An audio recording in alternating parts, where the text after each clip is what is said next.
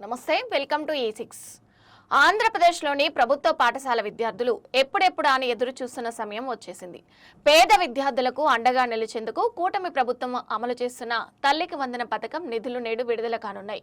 ఈ పథకం కింద మొత్తం 10,120.78 కోట్లు విద్యార్థుల తల్లుల ఖాతాలో జమ కానున్నాయి. ఇక విద్యార్థులకు గుడ్ న్యూస్, అకౌంట్లోకి 13,000 వచ్చాయో లేదో ఒకసారి చెక్ చేసుకోండి. రాష్ట్రంలోని ప్రభుత్వ పాఠశాల విద్యార్థులకు ఏపీ సర్కారు అదిరిపోయే శుభవార్త చెప్పింది.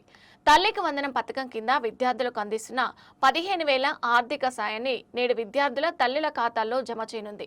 2026-27 విద్యా సంవత్సరానికి సంబంధించి ఈ పథకం కింద 10,120.78 కోట్లను ప్రభుత్వం లబ్ధిదారుల ఖాతాల్లో జమ చేయనుంది. రాష్ట్ర వ్యాప్తంగా మొత్తం 67,47,195 మంది విద్యార్థులను అర్హులుగా గుర్తించిన ప్రభుత్వం వారి తల్లుల ఖాతాల్లో డబ్బులు వేయనుంది.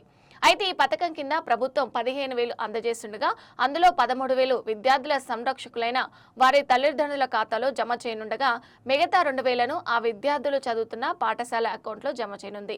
అయితే ఈసారి 2 విడతల్లో నిధులు విడుదల చేయనుంది ప్రభుత్వం.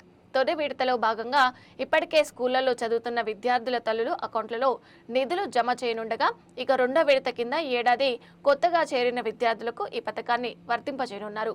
ఇవాటి నుంచి 3 రోజులు లబ్ధిదారుల అకౌంట్లో తల్లికి వందనం నిధులు జమ కానున్నాయి. ఇవి ఇప్పటివరకు అప్డేట్స్. చూస్తూనే ఉండండి E6 TV.